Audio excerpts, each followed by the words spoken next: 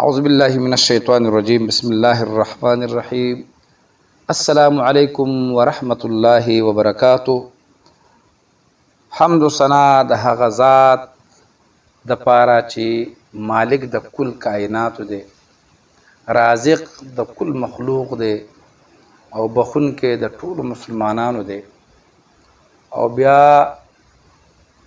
درود بشمیره درود په کروڑونو په اربونو درود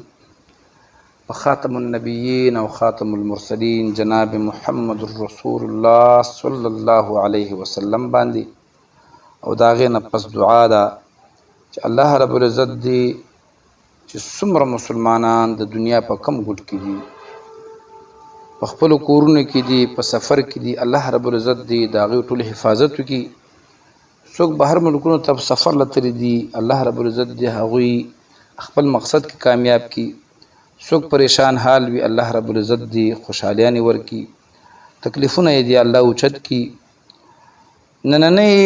وظیفه چې کومه ده دا هم ډېره بهترینه وظیفه ده، خو تاسو دا درخواست دی چې زموږ د چینل کې موږ سره اوسېدو دپاره دا د لایک نشان ووهئ او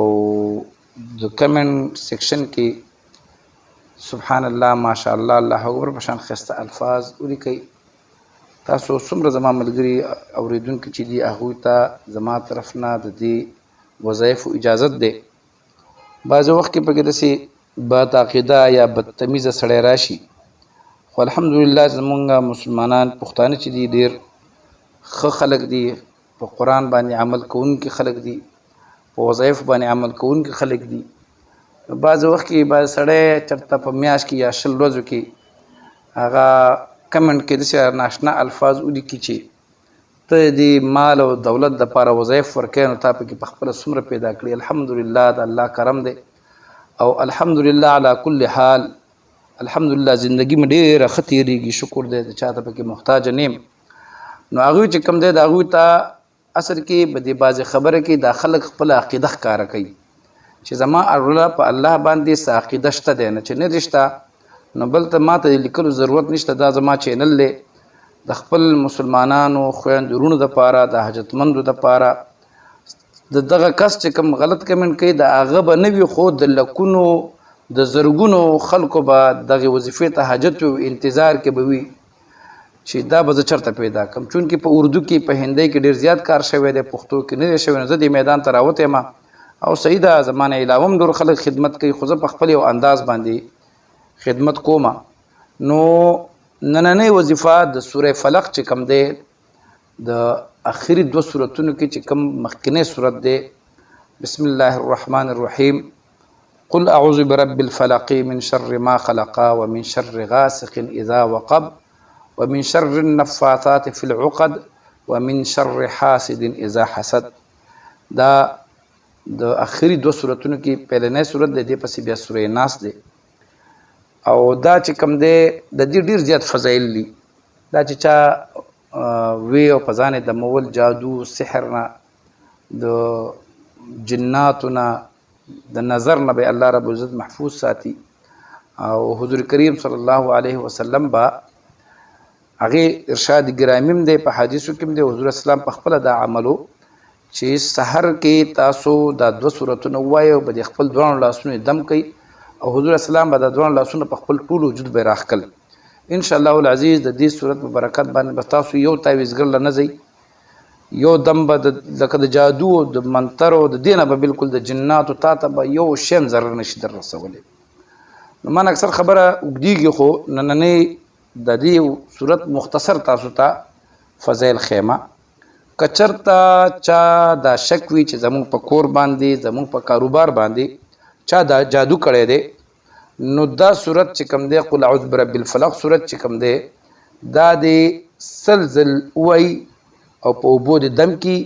په خپلې په ځان شک وي، اوبه دې اوس کې که د کور خلک وي یا وی چې په دې ټول کور جادو شوی دی، انشاءالله العزیز الله رب العزت به د ده دا جادو دوی باندې کوم شوی دا به هم ختم شي او نور به مولا الله نجات ورکړي، را روان وخت کې به پې هم حسر نه کېږي. او د جادو دپاره او نور آفتونو د ختمولو دپاره نو که روزانه 3 ځل دم دا ووایي او دا د دې فضایل دي ودې وي نو ان شاء الله العزیز لکه څومره چې باطني کم افتونه چې په سترګو په نظر باندې ښکاري او کم نه ښکاري الله رب العزت به د ظاهري او باطني د دواړو مصیبتونو نه د اسیب نه د جادو نه به الله محفوظ ساتي او دریم کمال دا دی چې بعضې وخت کې د انسان په زړه کې مختلفو شیطاني وسوسې راځي او هغه د وسوسو نه پریشان وي موږ ته اکثر داسې میسجونه ملګري وکړي چې زما زړه له کفري خیالات راځي او کله د الله باره کې سوچ کوم او کله څه کوم نو بیا زه څه وکړم او هغه د هغه عقیده نه وي نو یو خبره دا ذهن کې ونیسئ که د سوچونه راځي دله نو دا خو ستا عقیده نه ده سوچ راغی او شیطان دا وسوسه ستا په زړه کې اچوي نو الله رب العزت تا په دغه باندې نه نیسي خو چونکې سړی پریشان وي چې زه یم مسلمان قرآن منمه او حدیث منمه مرګ منمه د مرګ نه پس پاسېدل جنت جهنم منمه دا زما د څه خیالات را روان دي نو که چېرته داسې څوک وي او هغوی ته داسې خیالات راځي زموږ خویندې وروڼه او هغه ته داسې وسوسې شیطاني راځي نو د دغې نه ځان ساتلو دپاره قل اعوذ برب الفلق صورت چې کوم دی د سحر لمونځ نه پس دی یو ځل وایي انشاءالله العزیز الله رب العزت به د شیطان د وسوسو نه محفوظ وساتي مختصر مې ته د دې صورت فضایل بیان کړه او مختصر دي خو ډېر کمال والا دي لکه اوس جادو دپاره ختمېدلو دپاره به ته کوم ځای کې ګرځېدې څوک ځي چاته وایي راشه په تا 14 تعویذونه شوي دي او په تا دا شوي دي په تا دا شوي دي انشاءالله العزیز زه دله دې خو ګارنټي در کوم چونکې د الله کلام دی او زه ګارنټي در کوم چې په تا باندې هر قسم په تا جادو شوي په دکان دی جادو شوي په کور دی جادو شوي یا څوک ستاسو په کور کې بیمار وي د هغه دپاره دا صورتونه چې کوم دي دا تاسو ووایئ انشاءالله العزیز الله رب العزت به د دې صورت په برکت باندې ستاسو نه دغه شیطاني وسوسې د جادو او د جناتو دا ټول مسایل به الله ختم کړي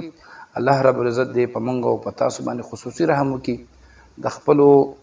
رحمتونو نزول دی الله زموږ په ټول مسلمانانو باندې وکړي انشاءالله د یو نوي موضوع سره بیا ستاسو په خدمت کې حاضرېږم تر هغې پورې اجازت غواړم د لوی الله په امان